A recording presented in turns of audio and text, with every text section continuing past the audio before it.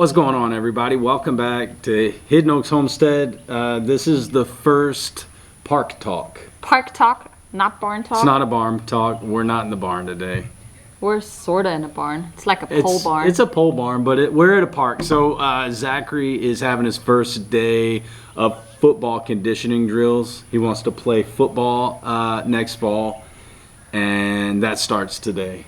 Daddy talked him into it. I didn't talk him into it. It's something that he wants to do this. Yeah. This is him. Yeah, it is. It is. Well, he does want to do it. He does want to do it. He does want to do it. Do I have an influence in the decision? Sure. Yeah, for sure. We like football, and he wants to make me proud, so he wants to play football. It's all him. It's not me. I didn't tell him he has to do this.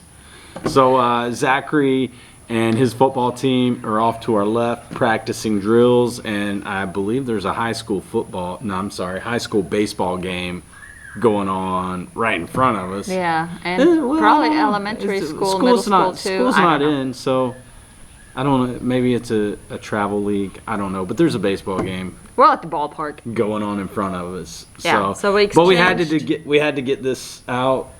So we're going to get home. It's going to be too late. It's going to be dark. To do it. So we decided we'll bring the camera and we'll talk in front of everybody walking by, whatever. It's all right. Yeah, it's fine. It's fine. It's cool. Nobody's going to come back here anyway. We're good. So barn talk number 7, yes. Technically. We are in a barn, so we're going to call it the barn talk.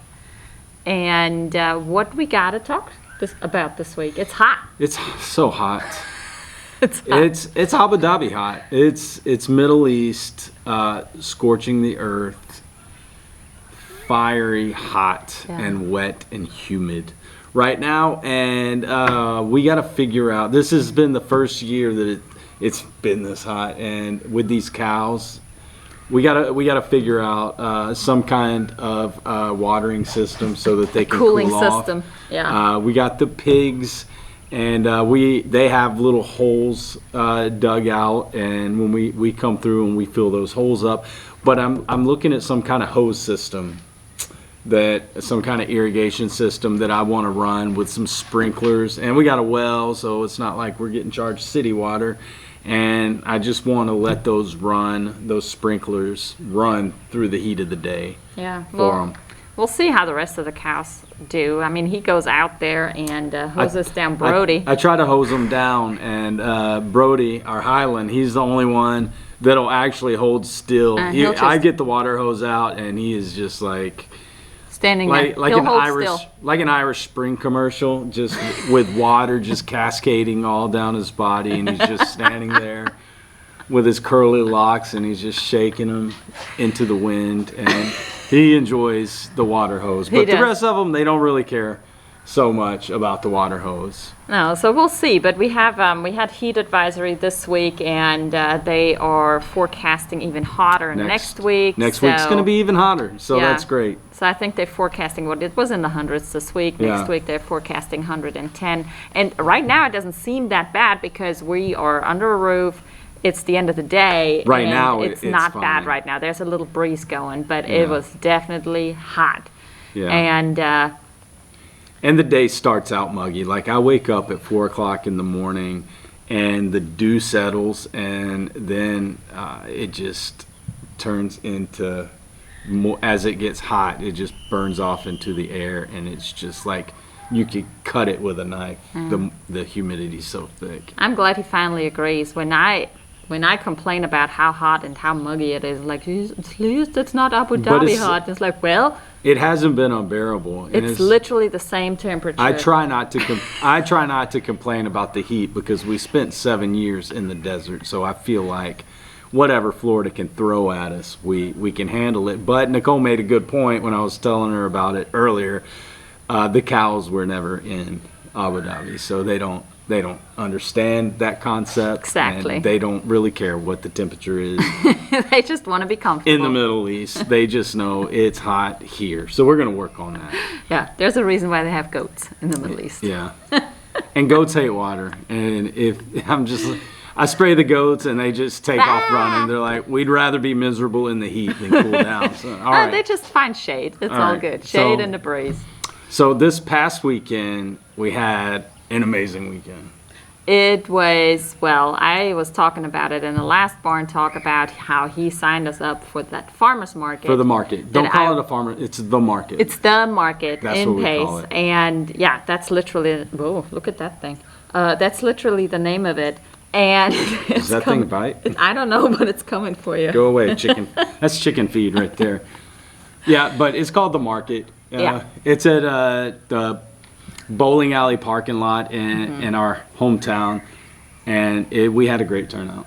We did. We really didn't know what to expect. So it was our first actual market that we participated in. We've had like a stand or a booth, however you want to call it, at our event last year, but that wasn't really a market for us. And then we did that weekend at Gina and Hank's house. Yeah. That wasn't really a market. I mean, there were 2 or 3 vendors there. Keepers of the old ways. We were there as speakers, but we set up a little booth just to get more involved. But this one we actually set up and as an actual market. And so I was kind of scrambling the day before because I knew I had soaps and tinctures and salves, but I kind of wanted to bring some food items along as well.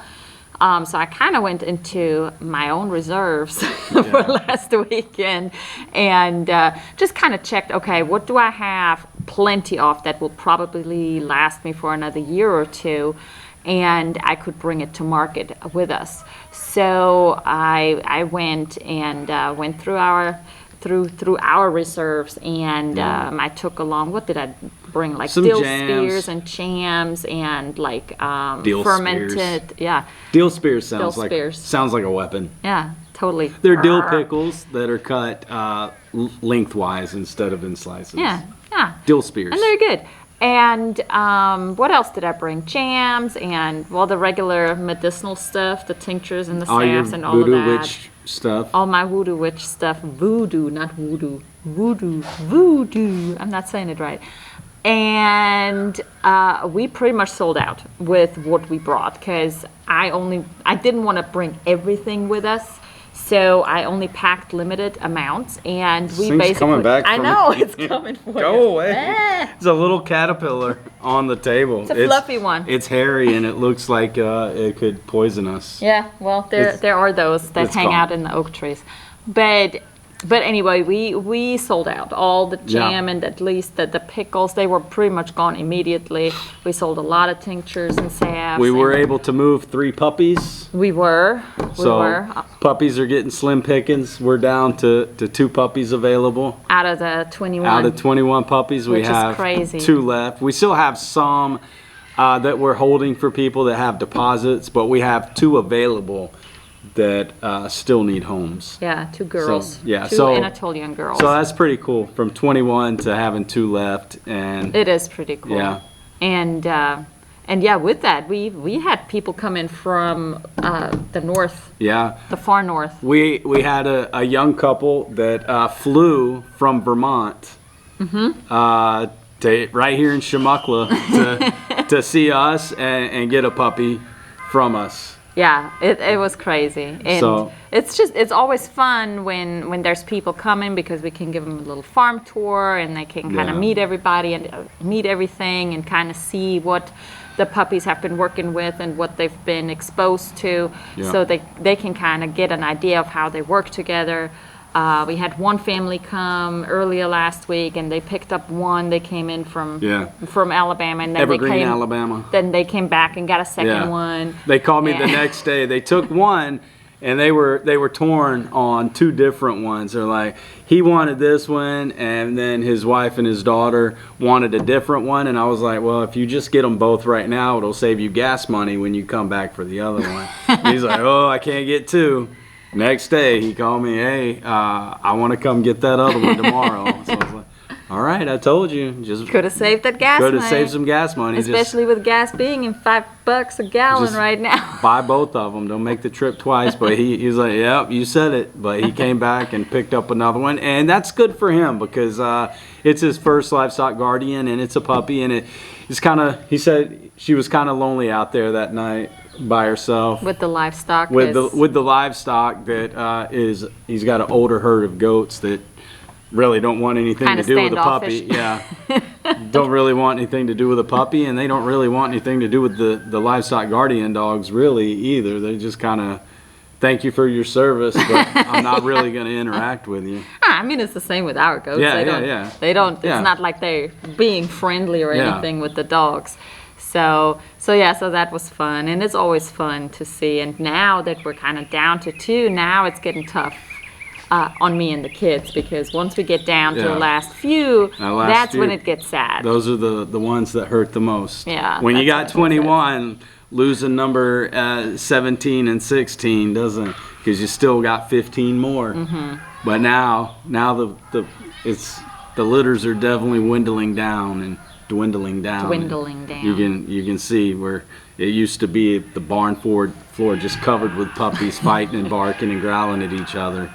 To now just to have the handful that we have, it's kind of. I know, and the mamas are getting back in shape. Oh yeah, I mean the moms are happy. They over it. Yeah, They over it. They're done with these kids. Yeah, but for those of you who do farmers markets regularly, we'd love to hear on some tips and stuff like that, because it's going to happen once a week here, every Saturday. Yeah. And we're not going to be able to go every Yeah. week. I don't have enough stuff to sell for every week. So we kind of decided we're going to do it once a month. Once a month will be good. And that should hopefully give me enough time to kind of restock Yeah. things and remake things, because, well, as you know, it takes time to Yeah. grow things and to Yeah. pickle things and ferment things. It doesn't happen overnight, so it involves some time. Yeah, Nicole's not just running to Walmart and stocking up on stuff and taking it to the market to sell. Reselling it. Hey, goat soap. The goat's got to be milked. The milk's got to be frozen. Yeah, it's a long, lengthy process. Yeah. It's got to cure. Yeah, it's got to sit for a while. Same with like the tinctures and the salves. It takes weeks Yeah. for that stuff to get made and then cure, and so it's not an overnight process. So that's why I'm kind of trying to get in the groove a little bit more to Yeah. try to have Work on something. inventory. Yeah. Yeah.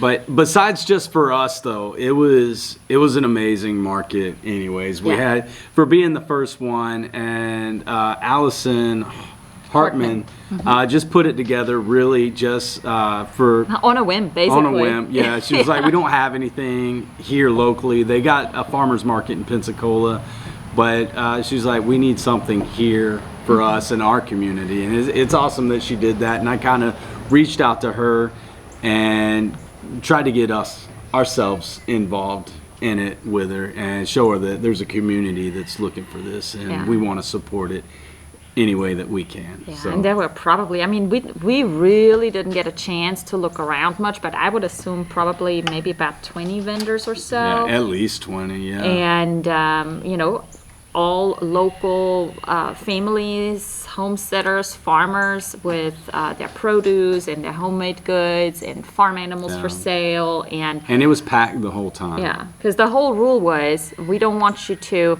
go to Walmart and resell Yeah, stuff you here. Don't right? It's resell gotta stuff be from China.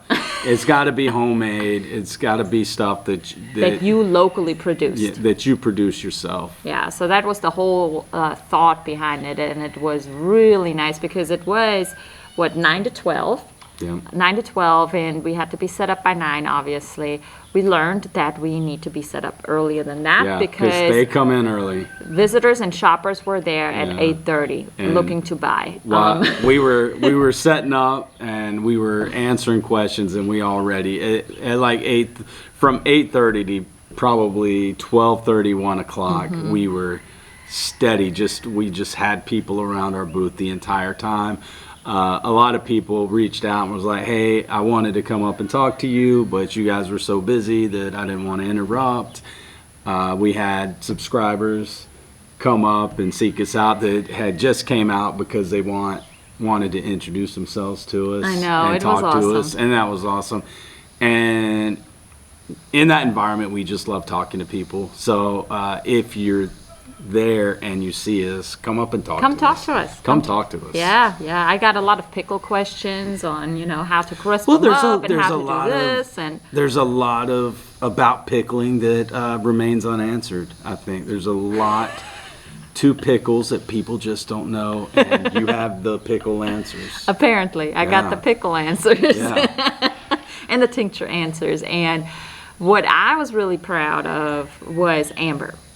Because we kind of had a talk with her before we went out there, because she's always saying, oh, I love these kind of events. I love to go out there. And then when we go and we give her the responsibility to kind of run the booth, she sits there with her teenager face. Yeah, she sits there just playing on her phone, and she doesn't really engage with people as they come up. So we had to give her like a little sales class, like little coaching. What you can't just wait for people to come to you. You got to engage people when they're 20 feet away, and you got to bring them in.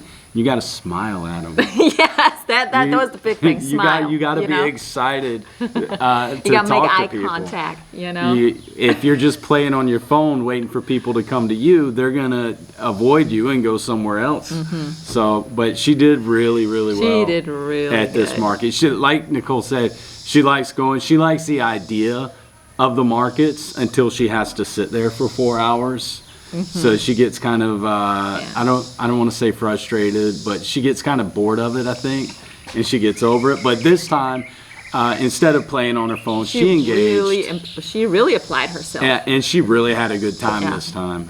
She got to talk to all the people. She had a ledger, and she was keeping track of all the sales that we made. We made a deal with her. We gave her 10% of the total. We told her whatever we sell, we'll give you 10% up.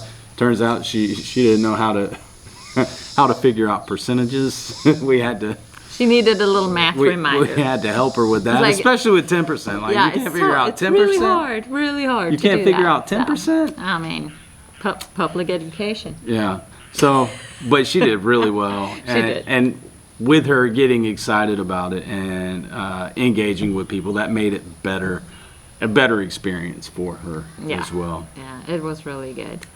And yeah, so we're gonna do that regularly, once a month, and wanna bring more local people out there, more vendors out there, and we all try to work together and support each other, and that kind of translates to what we're trying to do in October as well, because again, it's for the local community, and obviously outsiders are also welcome in, and it's going to be a lot of fun and a lot of learning and exchanging knowledge and sharing and networking and farmers market and workshops.